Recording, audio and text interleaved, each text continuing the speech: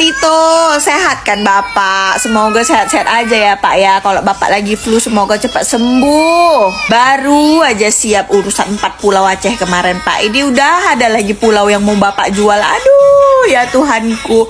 Jangan semua dijuali Pak. Nggak ada pulau yang kosong. Itu pasti kalau misalnya kosong, kelihatannya aja kosong. Padahal ada burung yang tinggal di sana, ada ular yang tinggal di sana, ada binatang-binatang yang memang di sanalah tempatnya. Nggak semua tempat itu harus ada pembangunan Pak. Nggak semua tempat harus ada pertambangan. Kalau memang dia kosong, biarkan dia kosong. Biar hewan-hewan itu hidup di sana, pohon-pohon itu hidup di sana Pak. Karena di dunia ini nggak cuma manusia aja Pak yang hidup. Ada hewan, ada tumbuhan. Gitu Pak. Nggak semuanya harus ada bangunan-bangunan Pak Tito ya. Bisa lah ya Pak ya. Nggak semuanya harus kita duiti ya Pak ya. Assalamualaikum Pak. Oh iya. Iya, tentu bagi saya lebih baik kehilangan Tito Karnavian dan Bobi Nasution daripada kehilangan saudara-saudara kita di Aceh. Wah, ini luar biasa. Nah, ini bentuk nasionalisme kita ya. persis gitu. Saya kebetulan meliput bagaimana ketika Menteri Dalam Negeri Rudini, di situ ada Gubernur Sumatera Utara Raja Inal Siregar dan Gubernur Aceh Ibrahim Hasan menandatangani sebuah kesepakatan perjanjian tentang 4 wilayah itu. Ini waktu masih zaman Orde Baru ya? Orde Baru 1992. Waktu itu saya liputan di Kementerian Dalam Negeri. Jadi saya tahu sejarah itu. Ada 4 yang dibahas di situ. Bagaimana keputusan tentang perjanjian tahun 1992 ini yang menurut saya aneh kemarin ketika Menteri Dalam Negeri Tito Karnavian tidak memasukkan perjanjian itu di dalam klausul-klausul sehingga keputusan ini menjadi kontroversi.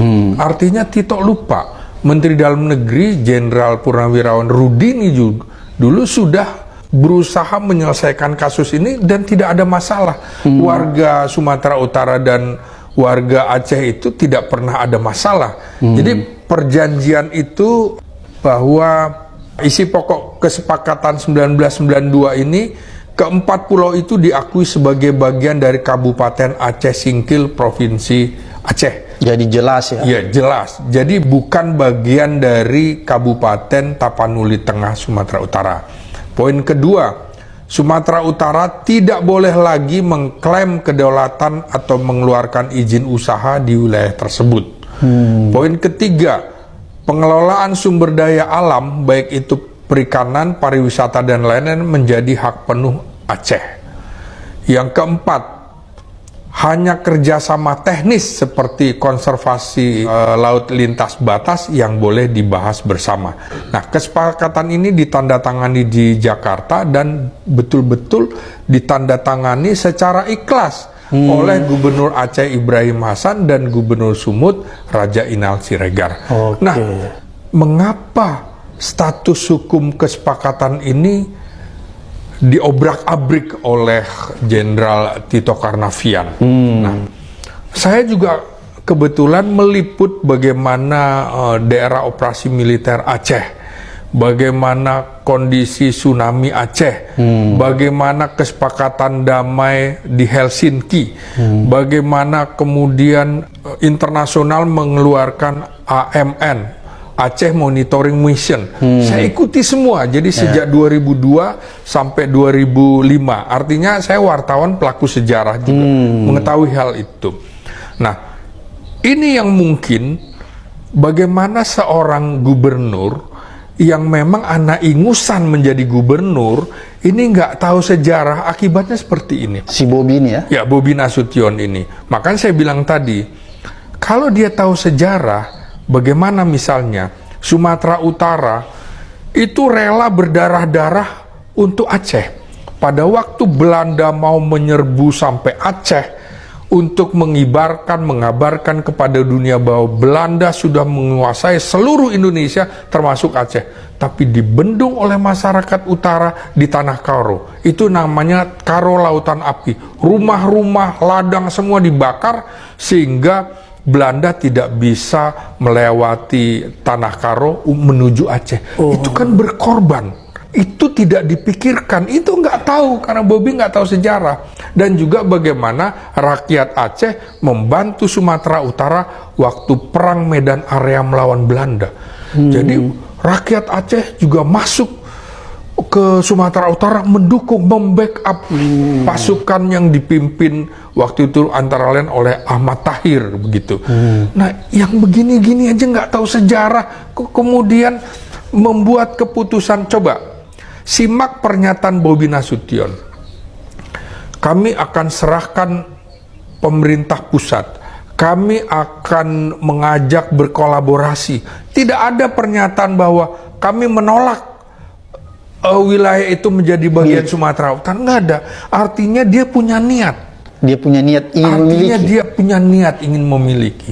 Nah, TNI sudah berusaha juga mengakomodasi semua kepentingan Aceh. Misalnya, Aceh semula masuk di dalam Kodam Bukit Barisan. Kemudian setelah dipikirkan secara kultural dan lain-lain, akhirnya Aceh dikembalikan, dihidupkan kembali. Namanya Kodam Iskandar Muda. Siapa Sultan Iskandar Muda? Dia adalah kejayaan Aceh Darussalam pada waktu dipimpin oleh Iskandar Muda. Artinya TNI juga menghormati itu. Menghormati sejarah Aceh ya? Menghormati sejarah Aceh. Aceh sejarah yang berdarah-darah. Antara lain adalah wilayah di mana paling akhir, paling lama melawan penjajahan Belanda. Yang itu aja nggak dipahami begitu. Bangsa Aceh adalah bangsa di mana mau menyumbangkan jiwa raga, termasuk mengumpulkan emas untuk apa? Membeli pesawat Selawah itu dipakai oleh Presiden Soekarno untuk diplomasi ke luar negeri, ke India dan lain. Uangnya dari mana? Dari Aceh. Dari Aceh, namanya Selawah, makanya pesawat itu. Tugu Monas, simbol Jakarta. Ya. Itu emasnya dari mana? Warga Aceh.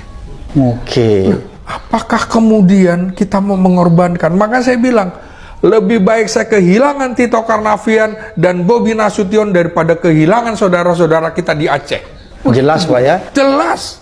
Saya adalah wartawan yang meliput di Kementerian Dalam Negeri, termasuk dalam kasus ini. Jadinya peristiwa Aceh 92, peristiwa DOM, peristiwa Perundingan Damai Helsinki, saya ikuti semua. Jadi saya merasa walaupun saya juga keturunan Sumatera Utara, nggak rela kita pecah belah dengan masyarakat Aceh, saudara kita ini dalam kasus ini gitu.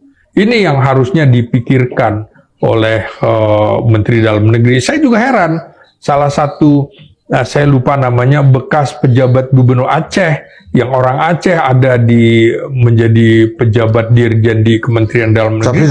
Iya, kenapa tidak memberikan masukan seperti itu, malah mendukung keputusan Mendagri? Apakah ini takut dicopot jabatannya atau apa? Kawan saya itu Bang. Nah itu makanya, harusnya kan nggak begitu.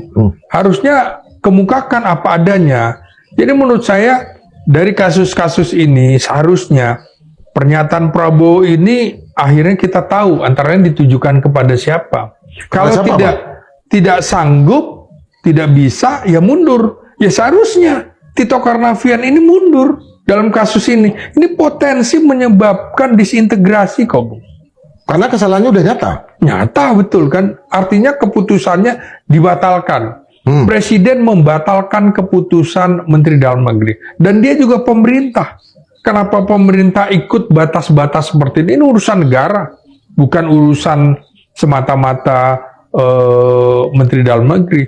Nggak boleh juga peraturan Menteri Dalam Negeri melampaui undang-undang. Kan seperti itu.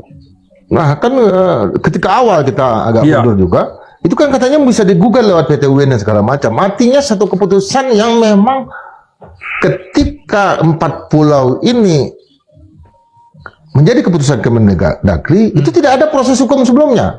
Nah, itu artinya kita tidak pernah mendengar ada sengketa pulau. Iya. Sebagaimana yang terjadi dengan beberapa pulau yang lain. Ya. Kan ada asosiasi pemerintahan daerah kepulauan. Saya juga lihat dulu ada beberapa pemerintahan baik provinsi atau kabupaten kota yang punya pulau itu membentuk asosiasi sendiri, dan salah satunya yang paling prioritas adalah sengketa batas wilayah pulau, dan ada juga undang-undang tentang wilayah pesisir dan segala macam. Nah, kenapa tiba-tiba Kementerian Dalam Negeri dengan seenaknya mengatakan bahwa ini silakan digugat lewat PT UN? Ya itu juga sama, pernyataan bisa direvisi. Enggak, bukan revisi. Kalau revisi ada beberapa, tapi harus dibatalkan. Nggak perlu ke PT UN gitu loh. Makanya kan blunder ini. Itu kan membuka ruang gitu loh. Ada apa gini? Ada apa? Makanya menurut saya patut diduga juga ini ada ancaman ekonomi politik di situ, Bung. Apa itu, Bang? Ya, ini bisa jadi ada tekanan politik terhadap atau kepada orang atau sekelompok orang untuk tawar-menawar begitu kan. Tawar-menawar misalnya dana otonomi khusus. Ya. Pembagian hasil migas, ya kan. Kemudian juga alokasi proyek strategis. Kan bisa tuh dari ekonomi politik. Nah, elit lokal juga bisa memainkan isu-isu ini begitu. Karena itu kita harus memperkuat posisi kita dulu. Ini untuk kepentingan bangsa dan negara, kita libas yang punya pikiran-pikiran seperti itu. Karena menurut saya pertaruhannya ini adalah stabilitas jangka panjang, ya. Nah, kemudian juga patut diduga ada upaya eksploitasi oleh aktor eksternal dan jaringan transnasional itu untuk memanfaatkan isu-isu ini. Misalnya karena Aceh kan memiliki keterkaitan dengan sejarah panjang, banyak juga aktivis Aceh yang memiliki jaringan internasional yang berpotensi juga membawa kasus ini ke dunia internasional, itu kan merugikan kita. Jadi saya kira Prabowo dengan background militer tahu itu dari sisi stabilitas nasional ini bahaya sekali. Dan menarik kok Tito Karnavian yang seorang jenderal bintang 4 tidak bisa menangkap itu atau gimana? Atau memang dia menjadi bagian aktor yang punya kepentingan yang saya sebutkan tadi. Misalnya tadi apakah ada pembagian hasil migas, ada alokasi proyek strategis atau apa? Ini kan persepsi publik jadi kemana-mana arahnya gitu.